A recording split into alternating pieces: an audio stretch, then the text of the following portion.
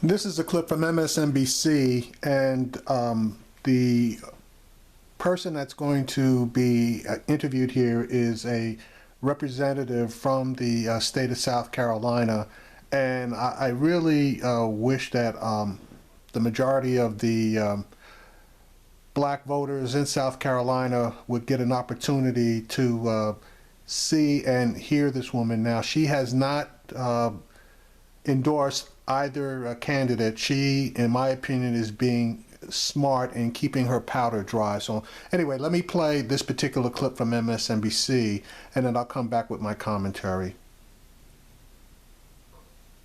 Carolina, the next contest after Nevada, the Democrats continuing to make their pitches to black voters who are expected to make up at least half of the South Carolina electorate. Right now, Hillary Clinton is leading Bernie Sanders here among black voters by a 37% margin. You see it up there on your screen, 65 to 28%. This as she makes tackling racial injustice a key part of her campaign trail pitch.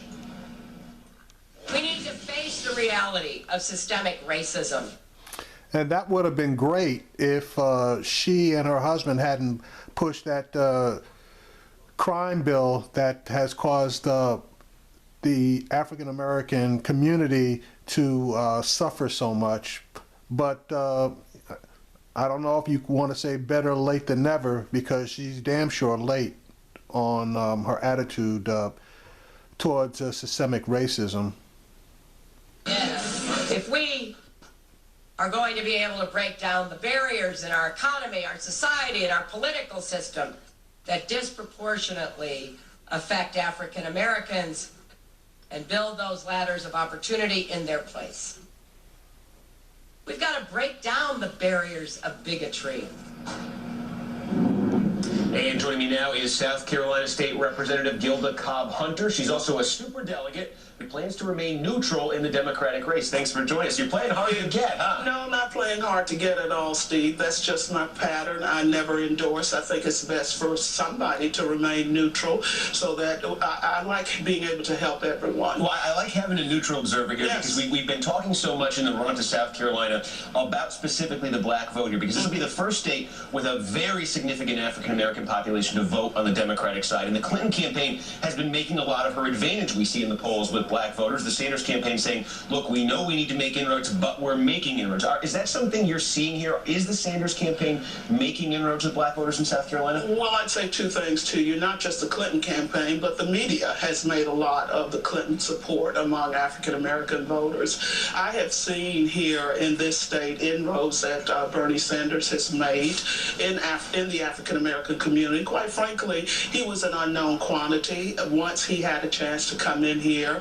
and start letting black folk know who he is, what he stands for, I think you've seen some change in the numbers. I don't believe that there's any way that Secretary Clinton will lose here in South Carolina, but it is important, and I've been saying for months now, the margin of victory is important. What Bernie Sanders has done should not be underestimated as far as outreach in the African American community. He has support here. It is not, it is in my opinion, not something that he needs to be concerned about winning all of the black vote. I've been saying for months now, how close could he get it? Well, I think what I am observing is that he will probably wind up in double digits here, which in and of itself is a testament to his campaign.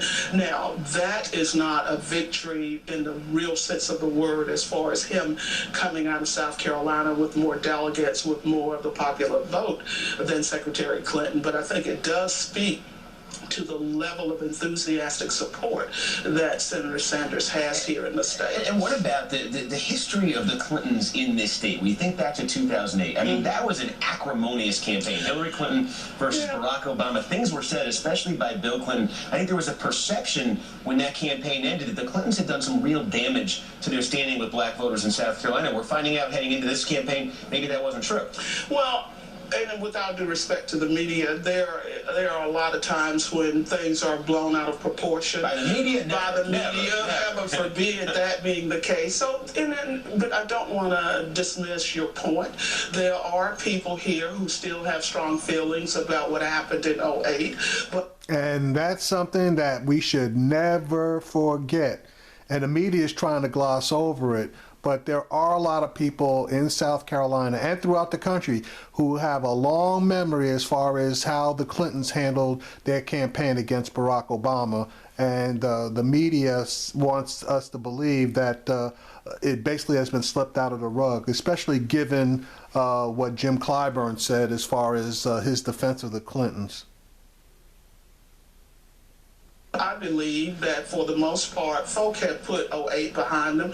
We're ready to move forward as a state, as a community, because what we recognize is you can't continue to live in the past. We've got to make sure that regardless of what happened in the past, we have a Democrat in November who is elected to carry on the work that President Obama has done. That is the primary focus for Democrats in South Carolina. And that's interesting because you're mentioning that issue of continuity. That's something that Hillary Clinton's been stressing as well. Her closeness to the President Obama personally and also politically, and also saying, look, Bernie Sanders 5 years ago in 2011, as the 2012 re-election campaign was approaching, was out there saying somebody should step forward and challenge President Obama. She's saying he has not always been that supportive of President Obama. Is that causing him any trouble in the state? Well, you know, I am very much a supporter of President Obama, but let's not pretend that he's perfect and has not made mistakes. So there are people who are not opposed to the comments that Senator Sanders made.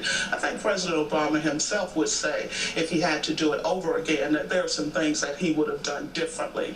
Having said that, what is important, not just in communities of color, but for Democrats across this country, is that the foundation that has been laid in these 8 years, almost 8 years that the Obama administration has been in place, that must continue. And I believe regardless of what happens, we'll all come around to that point of view. Now, my fear is that in the effort to gain votes and win primaries, that our Democratic candidates will wind up in this slugfest that we're seeing on the Republican side. I think that would be one of the worst mistakes that we can make, because it will be extremely difficult to bring everybody together in November if we've had hard feelings. So my challenge to the campaigns, make your comparisons, sell your candidate, but let's not resort to things and comments that keep it clean. Let's not necessarily clean, but let's don't be hurtful, and let's not distort records in a way that people don't feel the love in November, shall we say. All right, Gilda Cobb Hunter, State Representative and Superdelegate. Thank you for joining us. Appreciate it. Thank you. Now that is a true representative, and that's a lady that I think I'm going to keep my eye on, because she stated the case very eloquently as to why, obviously, she wants to keep her powder dry, but she stated that there's flaws on both sides, and in particular, President Obama has made mistakes, which she indicated that he himself probably would acknowledge. But bottom line is, in November, we have to have a Democrat elected to the presidency because of their greatest power, which is to nominate Supreme Court justices. And we need to have the Supreme Court move back to the left, as it's been right for the past 40 or so years.